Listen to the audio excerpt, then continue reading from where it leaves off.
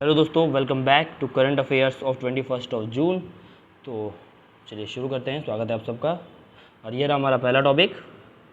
Himalayan glaciers could lose 80% of their volume if global warming isn't control. तो global warming क्या होती है मुझे बताने की आपको ज़रूरत नहीं है, लेकिन अब सबसे बड़ी समस्या ये हो रही है कि क्योंकि जिस हिसाब हमारे जो ग्लोबल वार्मिंग के कारण अर्थ का टेम्परेचर बढ़ रहा है, जो हमें लगभग 1.5 डिग्री मेंटेन रखना था, लेकिन एक्सपेक्ट किया जा रहा है कि वो 3 डिग्री लगभग हो जाएगा। उस हिसाब से ये कहा जा रहा है कि हमारे हिमालय के जो ग्लेशियर्स हैं उसका जो ग्लेशियर है वो 80% क्या हो जाएगा, लगभग पिघल जाएगा। जैसे क्या लिखा हुआ है देखिए, Himalayan glaciers will melt by 75% till 2100, मतलब साल 2100 तक। अभी चल रहा है 2023, मतलब साल 2100 तक हम ये मान रहे हैं कि 75%, कहीं कहीं डेटा है 80%। तो ये कितना आपका ग्लेशियर पिघल जाएगा, ये बोल कौन रहा है? ICIMOD। अच्छा, ये ICIMOD है क्या, तो एक बार इसके बारे में देख लेते हैं। तो ICIMOD यहाँ पे स्टैंड कर रहा है international centre for integrated mountain development. यहाँ माउंटेन वगैरह के डेवलपमेंट और किस तरीके से उसको हम लोग यूटिलाइज़ कर सकते हैं, रिसोर्सेज को देख सकते हैं, इसके लिए ये बनाया गया है। तो international centre for integrated mountain development की एक रिपोर्ट आई।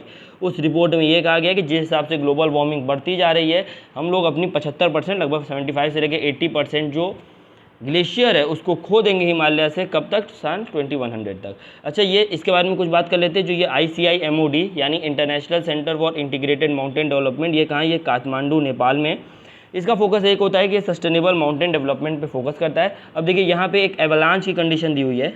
एवलांच की कंडीशन दी है। एवलांच की कंडीशन क्या होती है?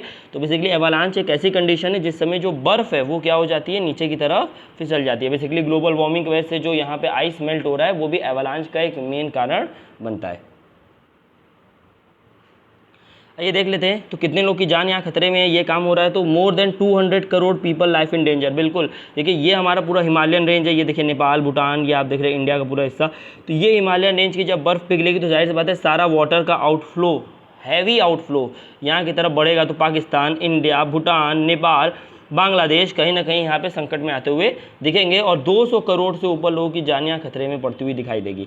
एवलांच के भी इंसिडेंट बढ़ जाएंगे। मैंने आपको एवलांच बताया था। जाहिर सी बात है एवलांच क्या है कि यहाँ से जो बेसिकली ग्लेशियर मेल्ट डाउन है तो ये ढेर सारी बर्फ़ भी नीचे की तरफ गिरेगी। आफ्टर 2010, अच्छा देखिए ये क्या है, 2010 के बाद ग्लेशियर मेल्टिंग इंक्रीज हो चुका है 75% से। कारण ग्लोबल वार्मिंग। अब जानते हैं कि हम यहाँ क्या कर रहे हैं, पृथ्वी का टेम्परेचर बढ़ता जा रहा है, इंडस्ट्रीज लगती जा रही हैं, पेड़ कटते जा रहे हैं, तो क्या होगा। अच्छा, क्या लिखा है? The ice which was to be expected to be melted on in 2000 year has melted in 30 years. बहुत डरा देने वाला डेटा है दोस्तों। ये कहा गया है कि ये माना जा रहा था कि जिस बर्फ़ को पिघलने में लगभग 2000 साल लगेंगे, वो बर्फ़ 30 सालों के अंदर यहाँ पिघल चुकी है। तो जो 2000 साल में पिघलने वाली बर्फ़ थी वो 30 सालों में पिघल चुकी है। इसी से ये अंदाज़ा लगा लीजिए कि अगर हमारे हिमालय की सभी बर्फ़ पिघल जाएगी तो इसका कितना बेकार आउटकम देखने को मिल सकता है। आते हैं नेक्स्ट टॉपिक पे। ये जैसे मैंने आपको बताया था कि आज है योगा डे। तो ट्राइबल मैट, इसी के ऊपर एक यहाँ पे टॉपिक आया है। टॉपिक का नाम है tribal mat art women into yoga day. तो ट्राइबल मतलब ट्राइबल पीपल के द्वारा, मैट मतलब वही चटाई वगैरह जो बनाई जा रही है। अब ये देखिए, ये ट्राइबल मैट है।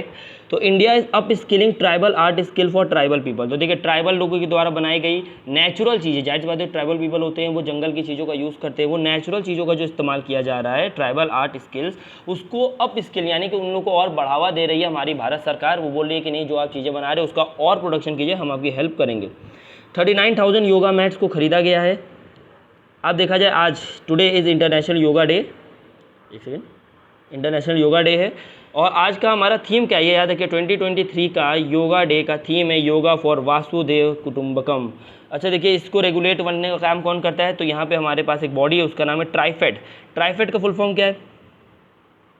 ट्राइफेड का फुल फॉर्म ये रहा, ये देखिए आप ट्राइफेड का लोगो देख सकते हैं। इसका फुल फॉर्म है tribal cooperative marketing development federation of India.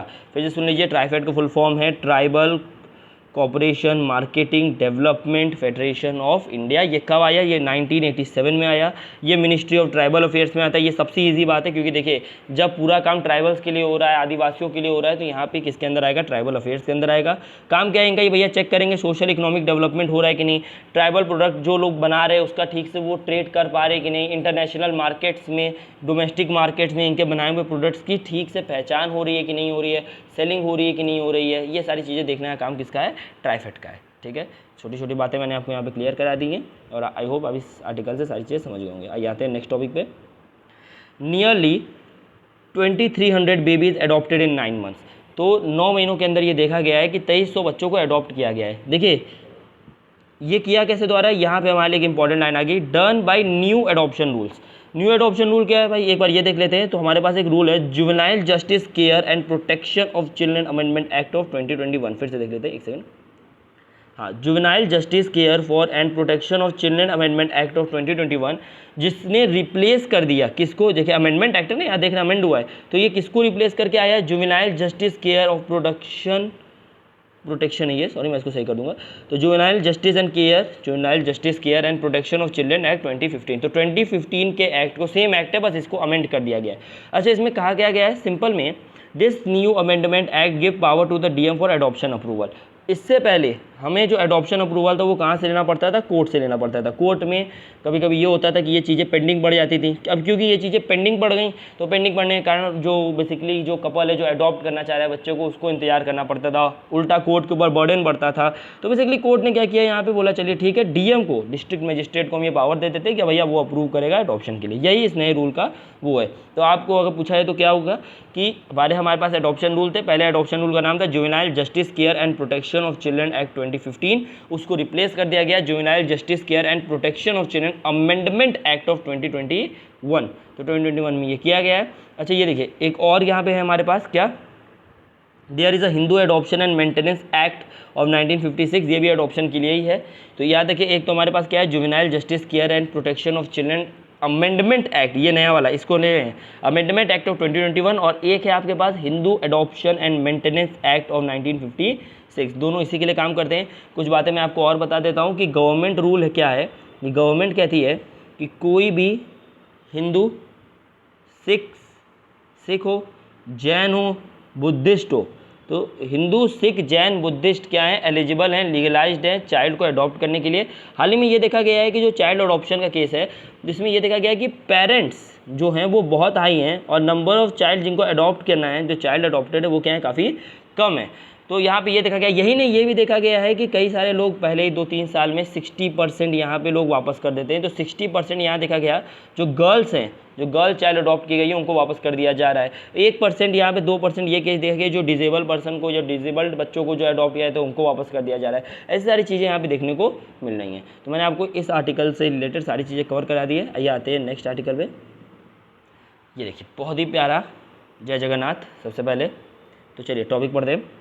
पूरी Rath Yatra begins, lakhs of people throng the streets.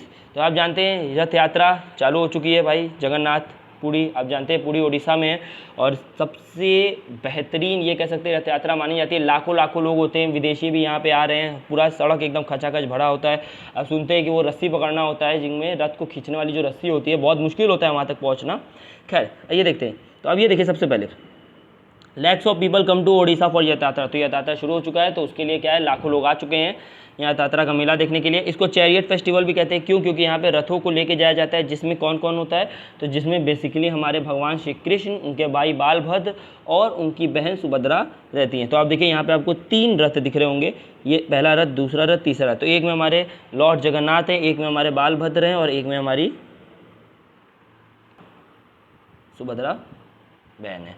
देखिए तो यहाँ क्या है, it marks the return of lord Krishna to Vrindavan with his brother Balabhadra and sister Subhadra. तो ये कहा गया है कि यहाँ लॉर्ड कृष्ण वृंदावन रिटर्न जब करते हैं उसको मार्किंग की जाती है अपने भाई बालभद्र और अपनी बहन सुभद्रा के साथ। ये 9 दिन का फेस्टिवल है। इसकी शुरुआत कहाँ से होती है, जगन्नाथ टेम्पल। जगन्नाथ टेम्पल भी अपने आप में बहुत इंपॉर्टेंट है। अभी नेक्स्ट स्लाइड में हम उसके ऊपर बात करेंगे। यहाँ 3 चैरियट प्रेजेंट होते हैं। देखिए चैरियट 1, चैरियट 2, चैरियट 3 यहाँ पे प्रेजेंट है और ये देख सकते हैं इतनी सारी यहाँ भीड़ यहाँ इकट्ठा है। आइए अब आपको जगन्नाथ टेम्पल के बारे में कुछ बता देता हूँ। ये रहा जगन्नाथ टेम्पल। जगन्नाथ टेम्पल बहुत खूबसूरत, फिर से एक बार हाथ जोड़ना चाहिए, हाथ जोड़ते हैं। जगन्नाथ टेम्पल के बारे में थोड़ी सी जानकारी आपको दे देता हूँ। It was constructed in 12th century by king Anant Varman. तो किंग अनंत वर्मन ने जगन्नाथ टेम्पल बनवाया। इसको हम क्या बोलते हैं, तो it is also called as Yamanika Tirtha. तो इसको यामानिका तीर्थ कहा जाता है क्योंकि यहाँ पे ये कहा जाता है कि जो गॉड ऑफ डेथ है यमराज, उनकी पावर नलीफाई हो जाती है लॉर्ड जगन्नाथ के प्रेजेंस की वजह से। यहाँ आप देखेंगे यहाँ 4 गेट है। अभी मैं आपको अगले स्लाइड में वो चारों गेट दिखा दूंगा। जो 4 गेट है एंट्रेंस के और हर जगह आप देखेंगे अलग अलग एनिमल्स और पूरे स्क्रिप्चर्स कलाकारी डिपिक्टेड है, जिसमें लॉयन है, एक गेट पे हॉर्स है, एक गेट पे टाइगर है, एक गेट पे एलिफेंट है। यही नहीं आप देखेंगे मेन एंट्रेंस गेट पे आपको अरुण स्तंभ सन पिलर ये देखने को मिलेगा। देखिए ये रहा सन पिलर, अरुण स्तंभ, जिसको कोणार्क सन टेम्पल से लाया गया था, ये भी उड़ीसा में है। तो देखिए लिखा भी है अरुण स्तंभ कहाँ है, sun pillar in front of entrance gate. अब आइए मैं आपको चारों दरवाजे के बारे में कुछ बातें बता देता हूँ। ये देखिए 4 फोर्स गेटवे ऑफ श्री मंदिर। तो देखिए यहाँ पे आप देख सकते हैं, तो एक है सिंह द्वार, एक सेकंड वेट जी, कौन सा कलर ले, कौन सा ये कलर लेते हैं। एक है आपके सामने सिंह द्वार, एक है आपके सामने टाइगर गेट मतलब लॉयन गेट, टाइगर गेट, एक है अश्व द्वार, उसको हॉर्स गेट बोले, एक है हस्ती द्वार जिसको एलिफेंट गेट बोले। तो ये देखिए ये रहा आपके पास सिंह द्वार, ये आपके पास है व्याघ्र द्वार जिसको टाइगर गेट बोले, ये अश्व द्वार हॉर्स गेट, और ये क्या है हस्ती द्वार जिसको एलिफेंट गेट बोला जाता है। तो 4 यहाँ पे एंट्रेंस गेट आपको देखने को मिल रहे होंगे। यहाँ आप देख सकते हैं ये सारी इन्फॉर्मेशन है आपका। ये रहा जगन्नाथ टेम्पल, और ये रहा आपका श्री चैरियट जिसमें 3 भगवान हमारे, जिसमें श्री कृष्ण जी, उनकी बहन सुभद्रा और उनके भाई बालभद्र ले जाए जाते हैं। आइए आगे बात करते हैं, एक सेकेंड जी। अब आइए हम लोग एक अपने आखिरी टॉपिक पे आ जाते हैं। टॉपिक का नाम है NABFID eyes ₹60,000 crore loan by मार्च 2024। अच्छा देखिए, तो सबसे पहले हम लोग देख लेते हैं कि भैया ये NABFID का फुल फॉर्म है क्या। तो NABFID का फुल फॉर्म है आपका, यहाँ पे ये लिखा है national bank for financing infrastructure and development. क्या है, national bank for financing infrastructure and development. इसका काम क्या है, अगर आप यहाँ देखेंगे, it will facilitate 111 lakh crore funding national infrastructure pipeline, जिसमें देखेंगे 1,15,000 करोड़ एलोकेट किया जा चुका है। अगर मान लीजिए आपको ये लाइन नहीं समझ में आ रही, कोई बात नहीं, मैंने यहाँ पे आपको उसको ईजी कर दिया है। देखिए ये प्रिंसिपल डेवलपमेंट करता है फाइनेंशियल इंस्टीट्यूशन का। तो it is a principal development of financial institution. इसका देखिए प्रिंसिपल डेवलपमेंट है फाइनेंशियल इंस्टीट्यूशन, यानी अंदर के चीज़ों को मजबूत करवाना। अंदर की चीज़ों को मतलब क्या है, इंफ्रास्ट्रक्चर प्रोजेक्ट्स हो गए आपके जो बेसिकली सोसाइटी को बेनिफिट करेंगे, उसको मजबूत कराने का काम है। 2021 में गवर्नमेंट ने इसको बनाने का आदेश दिया, मतलब ज़्यादा पुराना नहीं है ये बॉडी। ये कॉर्पोरेट स्टैचुअरी बॉडी है जिसको रेगुलेट करता है RBI, बहुत इंपॉर्टेंट है। तो अगर आपसे कोई पूछे NABFID यानी national bank for financing infrastructure and development को कौन रेगुलेट करता है, तो हमारा RBI, reserve bank of India करता है। ये 5वां फाइनेंशियल इंस्टीट्यूशन है। फाइनेंशियल इंस्टीट्यूशन मतलब जो बेसिकली हेल्प करते हैं, जो बेसिकली लोन लेते हैं गवर्नमेंट से पैसा लेते हैं। यहाँ पे हम लोग का पैसा नहीं है, नॉर्मल बैंक में हम पैसा देते हैं, वो पैसा बैंक लोन में निकालता है, लेकिन यहाँ ऐसा नहीं होता है। यहाँ ये होता है कि बेसिकली ये जो बैंक है ये गवर्नमेंट से मांग लिया, सेंटर से मांग लिया पैसा, वर्ल्ड बैंक से मांग लिया, ऐसे चीज़ों को पैसा मांग के ये डेवलपमेंटल प्रोजेक्ट चलाता है। तो ये 5वां फाइनेंशियल इंस्टीट्यूशन है जो सपोर्ट करेगा आपके डेवलपमेंटल प्रोजेक्ट को। तो कोई 4 और भी होंगे बिल्कुल, ये देखिए ये रहे 4, एक है एक्सिम बैंक, एक है NABARD, एक है NHB और एक है SIDBI। अच्छा इसका हेडक्वार्टर कहाँ है, तो इसका हेडक्वार्टर है मुंबई में। किसका, हमारे NABFID का। तो अभी तक देखा गया ये 60,000 करोड़ रुपए लोन बुक कर चुका है मार्च 2024 तक। किस लिए, जाहिर सी बात है डेवलपमेंटल प्रोजेक्ट्स को सपोर्ट करने के लिए। चलिए तो इसी के साथ देख लेते हैं कुछ यहाँ पे। अब मेरे साथ टेलीग्राम पे कैसे ज्वाइन हो सकते हैं, तो आपको टेलीग्राम पे जाके सर्च करना है नागवंशी ट्यूटोरियल्स। जैसे आप नागवंशी ट्यूटोरियल सर्च करेंगे आपके सामने ये मेरा ऑफिशियल चैनल आ जाएगा। आप इसमें से देखिए ये सभी मेरे चैनल के, आप डायरेक्ट लिंक पे क्लिक करके मेरे चैनल को ज्वाइन कर सकते हैं। यही नहीं, अगर आप डायरेक्ट ज्वाइन करना चाह रहे हैं तो यहाँ पे डायरेक्ट लिंक भी दिया हुआ है आपके डिस्क्रिप्शन में, उससे भी ज्वाइन कर सकते हैं। फ़ायदा क्या है आपको ज्वाइन करने का, ज्वाइन करने से आपको क्या मिल जाएगा, आपको यहाँ पे नोट्स मिल जाएंगे, बेसिकली PDF वगैरह ये सारी चीज़ें यहाँ पे देखने को मिल जाती हैं, और भी काफ़ी सारी चीज़ें मैं आपको बताता हूँ। चलिए तो इसी के साथ करते हैं अपने लेक्चर को समाप्त। अब मिलते हैं आपसे नेक्स्ट वीडियो में, तब तक के लिए चैनल को लाइक कीजिए, शेयर कीजिए, सब्सक्राइब कीजिए। जय हिंद।